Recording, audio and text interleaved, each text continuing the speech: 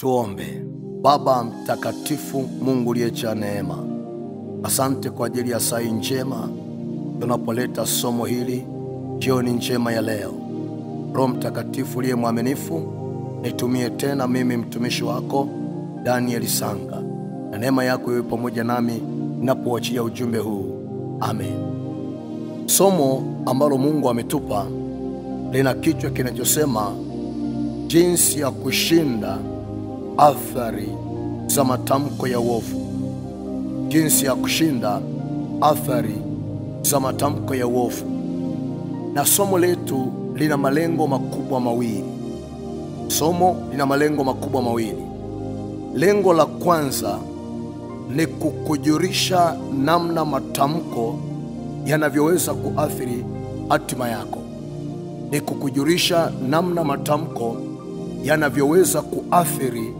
hatima yako. Na lengo la pili ni kukujulisha njia za kiungu za kuondoa athari za matamko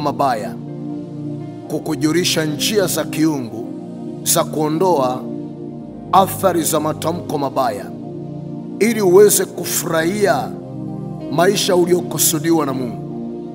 Ili uweze kufurahia maisha uliokusudiwa na Mungu. Bwana Yesu asifiwe. Kitabu kile cha Hosea sura ya 4 na mstari ule wa 6. Hosea sura ya 4 mstari wa 6, nasoma kipengele cha kwanza. Maandiko yanasema, watu wangu wanaangamizwa kwa kukosa maarifa. Kanisa, huu ni ujumbe ambao Mungu alikuwa anauachilia kwa watu wake. Na Biblia inapozungumza juu ya watu wake, anazungumza juu ya watu walioitwa kwa jina lake. Maana yake watu waliozaliwa mara ya pili. Kwa lugha ya leo tunaita walokole. Na Mungu alipokuwa akileta ujumbe huu, aliyatazama maisha ya watu wake na akagundua kuna kitu hakijakaa vizuri kwenye maisha yao. Kwa sababu kila kitu walichokuwa wanafanya kwenye maisha yao kilikuwa kinaangamizwa. Biashara zilikuwa zinaangamizwa, miradi ilikuwa inaangamizwa, mahusiano yalikuwa yanaangamizwa. Na kwa sababu hiyo, kila kitu kwenye maisha yao kilikuwa hakiwapi faida. Watu wengine wote kule mjini walikuwa wanafanikiwa kwenye maisha yao, lakini napofika kwa watu wa Mungu, vitu vyao na kazi zao zilikuwa zinaangamizwa. Bwana Yesu asifiwe. Kanisa, Bwana asifiwe. Sasa Mungu alipoanza kuzungumza na nabii Hosea, anamsemesha, anasema, watu wangu wanaangamizwa kwa kukosa maarifa.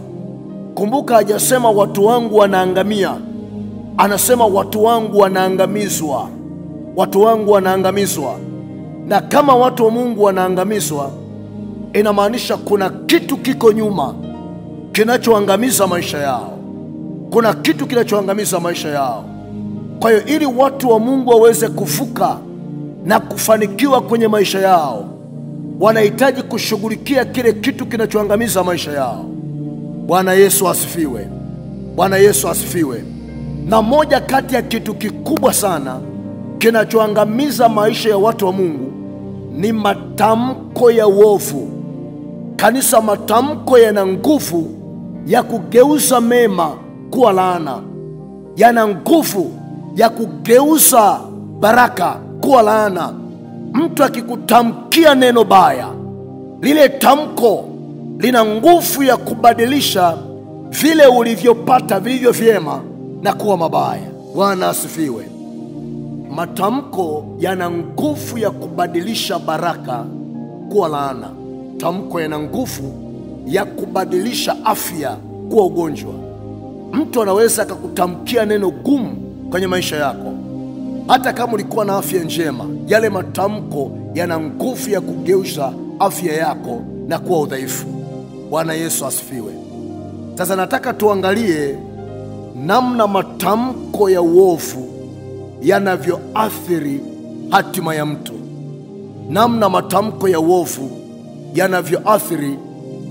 mtu. Na tutatazama mambo mawili au matatu afu baadaye tutaingia kwenye maombi. Jambo la kwanza, matamko ya kiroho yana nguvu ya kuathiri hatima ya mtu. Matamko ya kiroho yana nguvu ya kuathiri hatima ya mtu rohoni na kudhihirisha madhara yake mwilini. Matamko ya uovu yana nguvu ya kuathiri hatima ya mtu rohoni na kudhihirisha madhara yake mwilini. Kwa hiyo mtu akikutamkia neno, akitamka neno gumu kwenye maisha yako, ametamka laana kwenye maisha yako, yale maneno unapoyasikiliza kwa jinsi ya mwili unasikia kama maneno, lakini kwenye ulimwengu wa roho yanakaa kama mbegu. Kwa hiyo usipoyashughulikia yale maneno, baada ya muda utaanza kuona yakiota kwenye maisha yako. Yataota kama tabia, yataota kama hali, yataota kama pito gumu. Na tuna watu wengi sana kwenye maisha yao wanapita mahali pagumu sana kwenye maisha, na maisha wanayoyapitia ni matokeo ya matamko ya uovu yaliyoachiliwa kwenye maisha yao. Wengine hatima zao kitaaluma zimeharibiwa kwa sababu kuna mtu alisimama mahali akaachilia tamko ovu kwenye maisha yako, na tangia wakati huo uwezo wako wa akili ulifunguka kabisa. Bwana Yesu asifiwe. Angalia kitabu cha Joshua ile sura ya 6 na mstari wa 26. Joshua 6 mstari wa 26, Biblia inasema, huu Yeriko, tutaanza ule mstari wa 26. Naye Joshua akawapisha kiapo wakati ule, akasema, na alaaniwe mbele za Bwana mtu yule atakayeinuka kujenga tena mji huu wa Yeriko. Ataweka msingi kwa kufiliwa na mzaliwa wake wa kwanza, tena atasimamisha malango yake kwa kufiliwa na mtoto wake aliye mwanamume aliye mdogo. Angalia na kitabu kile cha Wafalme wa kwanza ile sura ya 16 na mstari wa 34. Wafalme wa kwanza sura ya 16 mstari wa 34, Biblia inasema, katika siku zake Hieri Mbetheri akajenga Yeriko, akatia msingi kwa kufiwa na Abilamu mzaliwa wake wa kwanza, akaweka malango yake kwa kufiwa na mwana wake mdogo Segebu, sawasawa na neno la Bwana alilonena Joshua mwana wa Nuni. Unisikilize vizuri, mtu wa Mungu. Habari hii niliyokusomea inawahusu wana wa Israeli wakati wanaelekea katika nchi ya Kanani. Walipokuwa wakienda katika ile nchi ya Kanani, walikutana mbele yao na kikwazo cha ukuta wa Yeriko. Joshua akamuuliza Mungu cha kufanya. Baadaye Mungu akamweleza, mtauzunguka ukuta wa Yeriko kwa siku 7, kila siku mara moja, na ile siku ya 7 mtapiga kelele sana na ukuta utaanguka. Joshua na wana wa Israeli wakaanza kuzunguka ule ukuta wa Yeriko. Wakazunguka siku ya kwanza, wakazunguka siku ya pili. Ilipofika siku ya 7, walipiga kelele kwa nguvu na ule ukuta ukaanguka. Baada ya ukuta wa Yeriko kuanguka, maandiko yanasema mkutano mzima wakavuka ng'ambo, na Joshua akawaita makutano, alafu akaiapisha ile ardhi, akasema, ardhi, sikia hili neno, na alaaniwe mtu yoyote atakayejenga katika ardhi, ataweka msingi kwa kufiwa na mtoto wake wa kwanza, na atainua ukuta kwa kufiwa na mtoto wake wa kiume.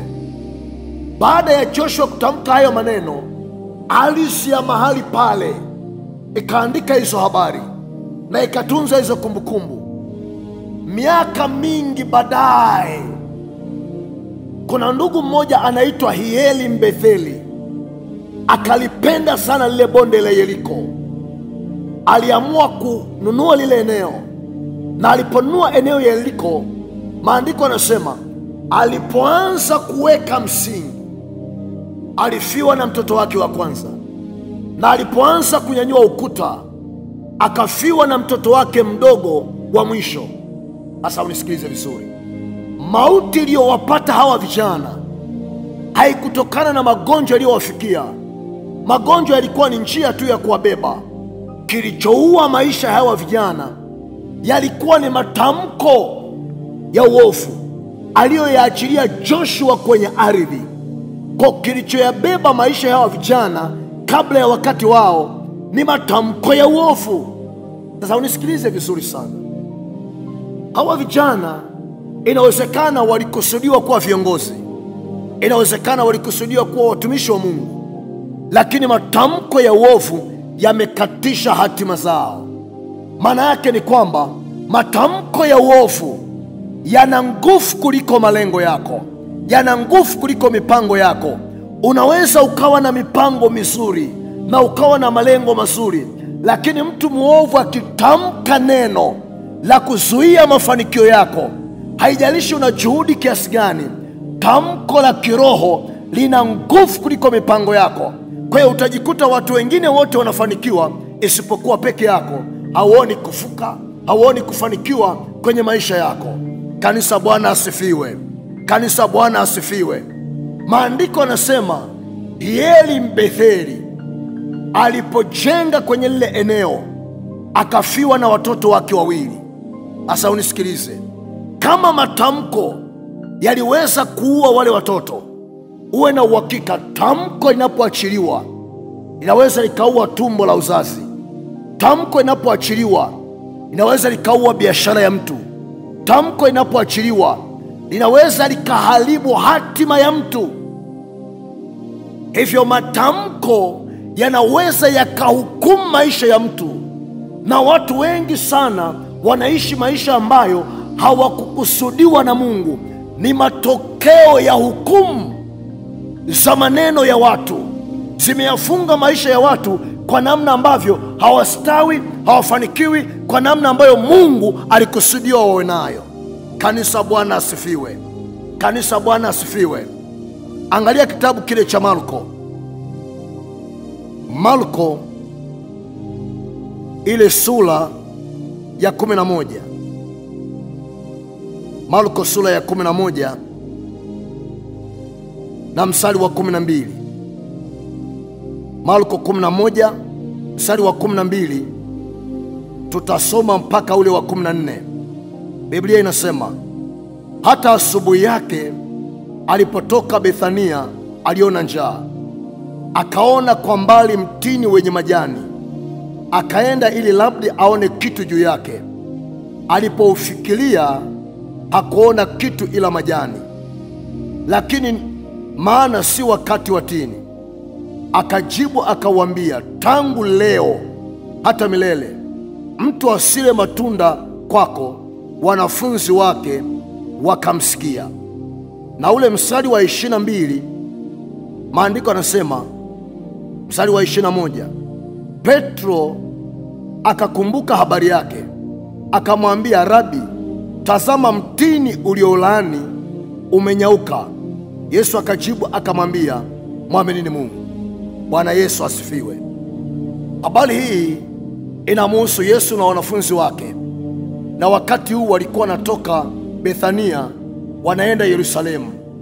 Wakiwa njiani wanatembea, maandiko yanasema Yesu alisikia njaa tumboni, na kwenye eneo lile kulikuwa na miti mingi sana ya matunda, lakini ulikuwepo mti mmoja ambao ulikuwa umepamba vizuri sana. Na Yesu alipoutazama ule mti alitarajia kwamba angeweza kupata matunda kwa ule mti. Alipousogelea ule mti hakuyaona matunda. Maandiko yanasema Yesu aliamua kuulaani ule mti, akausemesha akasema, kuanzia siku ya leo yasipatikane matunda kwako. Na wanafunzi wake wakasikia. Wanafunzi wake wakasikia. Sasa unisikilize, Yesu alipoulani ule mti, kila mtu aliyekuwepo pale alisikia, lakini hawakujua nguvu ya maneno aliyokuwa akitamka. Walijua ni maneno tu ya kawaida, lakini ndani ya yale matamko kulikuwa na nguvu fulani ya kiroho iliyokuwa imebeba mauti kwenye ule mti. Kwa hiyo walipoondoka wakaenda Yerusalemu, masaa 24 baadaye walipokuwa kirudi, Petro alipotazama lile bonde akaona ule mti aliyokuwa ameulani Yesu umenyauka toka shinani, umenyauka toka shinani. Akaamua kumkumbusha bwana wake, akasema, mwalimu, ule mti uliokuwa umeulani jana, tazama umenyauka toka shinani. Yesu akamwambia, mwamini ni Mungu. Sasa unisikilize vizuri, habari hii inatufundisha jambo kubwa sana, kubwa sana. Kwenye lile eneo kulikuwa na miti mingi, lakini si kila mti uliotamkiwa ulinyauka. Mti pekee ulionyauka ni ule uliotamkiwa neno. Maana yake ni kwamba matamko ya kiroho huwa hayapigi kila mtu. Matamko ya kiroho yanapiga yule aliyekusudiwa. Kwa hiyo mnaweza mkawa wanafunzi wengi shuleni, lakini ukitamkiwa neno peke yako, yale madhara yatakupata peke yako. Watu wengine wote wanaweza kufanya vizuri kitaaluma isipokuwa peke yako. Mnaweza mkawa wafanya biashara wengi mnaofanya biashara, lakini likiachiliwa tamko la laana kwenye biashara, utashangaa biashara iliyokuwa inafanya vizuri ghafla imeanza kudumaa. Biashara zingine zote zinafanikiwa. Kwa nini? Kwa sababu tamko la uovu huwa linalenga aliyekusudiwa na linampiga aliyekusudiwa. Kwa kama haujakusudiwa hawezi kupata madhara. Bwana asifiwe. Kanisa, Bwana asifiwe. Matamko hubeba roho ambayo hufanya kazi ya kuthibitisha kilichosemwa. Matamko hubeba roho ambayo hufanya kazi ya kuthibitisha kilichosemwa au kilichotamkwa. Kwa hiyo mtu akitamka neno kuelekea biashara, kuelekea maisha ya mtu, kuelekea kitu chochote, ili hilo neno liwe na nguvu ya kumwathiri mtu na kuleta madhara, ni lazima hilo neno livuviwe nguvu fulani ya kiroho. Kwa hiyo matamko yoyote yasiyovuviwa nguvu ya kiroho hayawezi kuwa na matokeo, hayawezi kuwa na madhara kwenye maisha. Ni tamko ambalo limevuviwa nguvu fulani ya kiroho. Angalia kitabu kile cha Yohana ile sura ya 6 na mstari wa 63. Yohana 6 ule mstari wa 63. Biblia inasema, maneno niwaambiayo ni roho tena ni uzima. Maneno niwaambiayo ni roho tena ni uzima. Sasa haya maneno ni Yesu alikuwa akizungumza na wanafunzi wake. Anawaeleza juu ya nguvu ya maneno. Anasema maneno niwaambiayo ni roho tena ni uzima. Yesu alitaka wanafunzi wake wajue maneno yake sio tu maneno ya kawaida, ni kibebeo cha roho na ni kibebeo cha uzima. Kwa hiyo maneno yana uwezo wa kusafirisha roho na yana uwezo wa kusafirisha uzima. Sasa kama maneno yanaweza yakasafirisha roho na yanaweza yakasafirisha uzima, uwe na uhakika maneno yana uwezo wa kusafirisha mauti, yanaweza yakasafirisha mabaya na yakawapata watu. Bwana Yesu asifiwe. Kanisa, Bwana asifiwe. Kwa hiyo ukitaka roho iende mahali fulani na ikaathiri maisha ya mtu eneo fulani, unachotakiwa kufanya ni kutamka neno. Ukitamka neno, unaruhusu roho ulioibeba iende mahali ulikotamka neno na kutekeleza ulichosema. Kazi ya roho ni kusimamia na kutekeleza tamko. Kile ulichosema kinasimamiwa na neno fulani. Bwana Yesu asifiwe. Bwana Yesu asifiwe. Kwa hiyo neno lolote linaloachiliwa lisipovuviwa roho ya kiungu haliwezi kuwa na matokeo na haliwezi kuwa athiri matokeo. Kwa hiyo ili neno liweze kuathiri ni lazima livuviwe na nguvu fulani ya kiroho. Wasomaji wa Biblia wanafahamu malaika Gabrieli alipomtembelea Mariamu alimwambia, mwaka ujao utabeba mimba na utamzaa mwana na jina lake utamwita Yesu. Mariamu akamwambia, nimeyasikia haya maneno, lakini litakuwaje neno hili? Litakuwaje neno hili? Bwana Yesu asifiwe. Bwana Yesu asifiwe. Malaika Gabrieli akamsemesha akasema, Roho Mtakatifu atakujia juu yako na nguvu zake zitakaa juu yako, na hicho kitakachozaliwa kitaitwa kitakatifu, mwana wa Mungu aliye hai. Kitaitwa kitakatifu, mwana wa Mungu aliye hai. Kwa hiyo nguvu za Mungu zinapokaa juu yako, kazi yake ni kuatamia kila neno unaolitamka.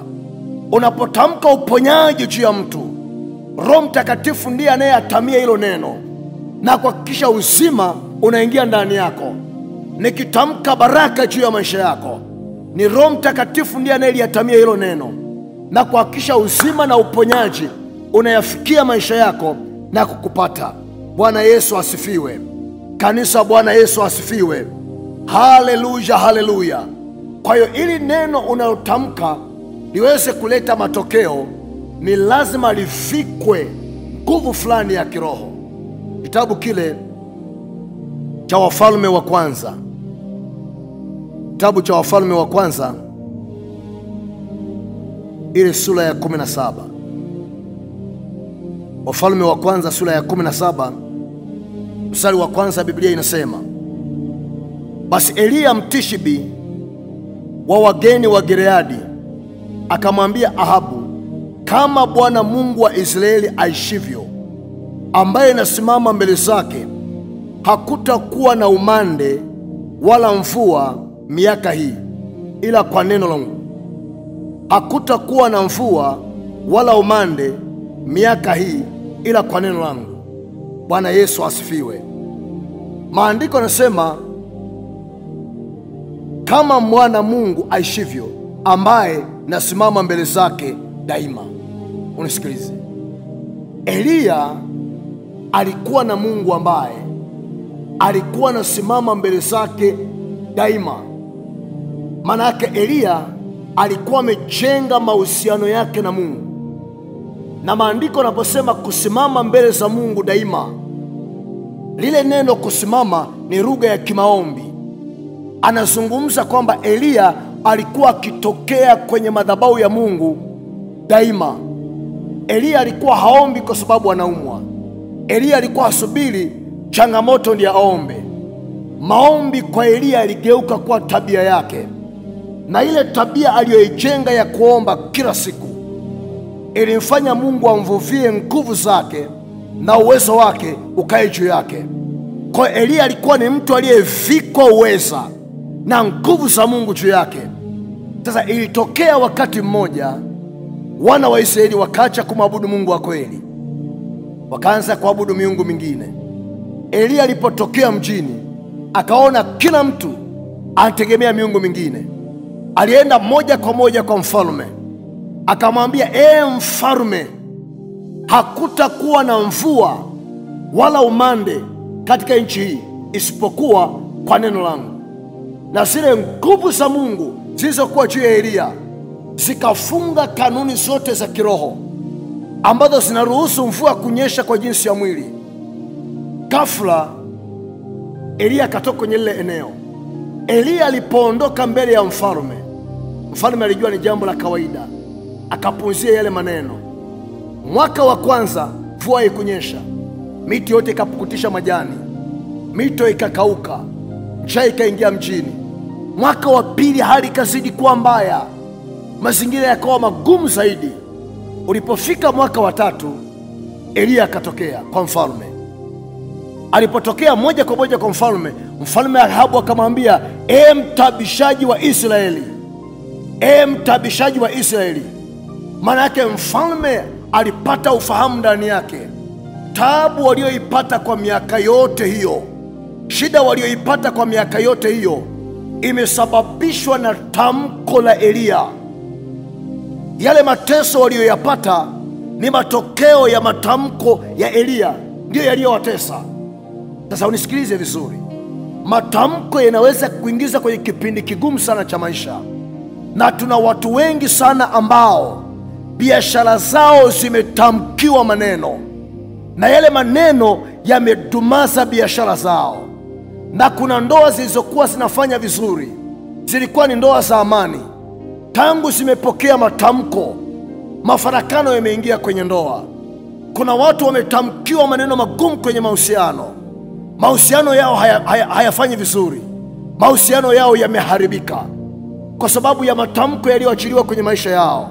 Kwa nini? Matamko ya uovu yanapoachiliwa kwenye maisha yako, yana nguvu ya kuathiri maisha yako, na yana nguvu ya kuathiri hatima yako. Kanisa, Bwana asifiwe. Jamani, Bwana asifiwe. Moja kati ya kitu nimejifunza kwenye maisha, watu wanaojua ulimwengu wa roho ni watu wenye nguvu ya kutawala ulimwengu wa mwili.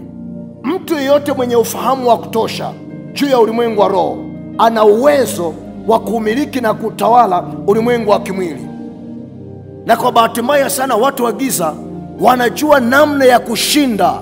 Waweze kushinda kwa jinsi ya rohoni, ili waweze kushinda kwa jinsi ya mwilini, wanatafuta kushinda kwanza rohoni. Bwana asifiwe. Kitabu cha Samueli wa kwanza sura ya 17 mstari wa 43, mstari wa 43. Maandiko yanasema, hata Mfilisti alipotazama huku na huku, akamwona Daudi, akamdharau, kwa kuwa ni kijana tu mwekundu, tena ana sura nzuri. Mfilisti akamwambia Daudi, je, mimi ni mbwa hata umenijilia kwa fimbo? Mfilisti akamlaani Daudi kwa miungu yake. Mfilisti akamlaani Daudi kwa miungu yake. Mfilisti akamwambia Daudi, njoo huku kwangu, nyama yako nitawapa ndege wa angani na nyama na wanyama wa mwituni. Ndipo Daudi akamwambia yule Mfilisti, wewe unanijia mimi kwa upanga na fumo na mkuki, bali mimi nakujia kwa jina la Bwana wa majeshi, Mungu wa majeshi ya Israeli uliowatukana. Bwana Yesu asifiwe. Bwana asifiwe. Nataka nikueleze, maandiko haya yamebeba kitu kikubwa sana. Wakati huu ni kipindi ambacho taifa la Israeli walikuwa wakipigana vita na Wafilisti, na upande wa Wafilisti kulikuwa na mtu anaitwa Goliathi. Kila walipokuwa wakipigana vita, alikuwa akiyashinda mataifa ya Israeli. Kila alipokuwa akipigana vita, alikuwa akiyashinda mataifa ya Israeli. Na mbinu aliyokuwa akitumia kushindana nao na kuwashinda, alikuwa akiwalaani majeshi ya Israeli. Anawalaani majeshi ya Israeli, akimaliza kuwalaani ndiye anatokea kwenye uwanja wa vita. Akitokea kwenye uwanja wa vita, anapigana nao na anawashinda. Siku moja Daudi alitumwa na baba yake kuwapelekea kaka zake chakula. Alipoenda kuwapelekea chakula kaka zake, maandiko yanasema alimsikia Goliathi akilaani mataifa ya Mungu, taifa la Mungu. Goliathi alilaani taifa la Mungu, kikamuuma sana Daudi moyoni. Akauliza, huyu ni nani anayelaani mataifa ya Mungu? Wale majeshi wakamwambia, huyu ni Goliathi, tumejaribu kupigana naye na hakuna mtu aliyeweza kumshinda. Akauliza, kwani mfalme anasemaje juu ya mtu atakayepigana naye na kumshinda? Wale wazee wakamwambia, mfalme amesema kama utaweza kushindana naye na kumshinda, atakupa mke na atakupa mali nyingi. Daudi akasema, niko tayari. Na tunajua Daudi aliondoka kaenda kupigana vita. Sasa Daudi alipoenda kwenye uwanja wa vita, Goliath alianza kumlaani Daudi kwa miungu yake. Alianza kumlaani Daudi kwa miungu yake. Na Daudi aliposikiliza, akagundua Goliath kabla ya kupigana vita anaalika kwanza nguvu ya miungu yake.